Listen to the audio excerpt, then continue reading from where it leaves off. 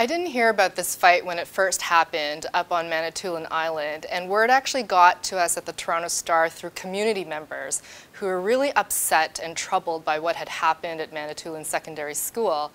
A lot of people were saying that this was symptomatic of bigger problems at the school and in the community around systemic racism, which was not especially an angle of the story that other people on the island were focusing on. I started making some calls and quickly found that this was a super sensitive story. It involved allegations of systemic racism. It involved young people who had been charged and therefore could not be named under the Youth Justice Criminal Act.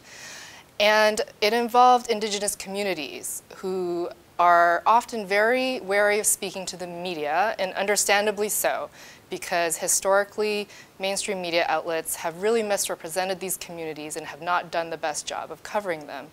So I felt very strongly that we had to go up there. This was a story that we needed to be there in the field, talking to people face to face. I ended up reaching out to a chief of the Chagin First Nation on Manitoulin Island, and she actually agreed to meet with me during a coincidental trip in Toronto. And she agreed that she would speak with me if I came up to her community. I spoke with community residents and kids at the school. And the story that emerged was very interesting and complicated, as these stories often are. And by the time I came back to the newsroom, I felt I had a really good understanding of what had happened at this school and why it's important for the entire province to pay attention to this fight that broke out at a little high school on an island in northern Ontario.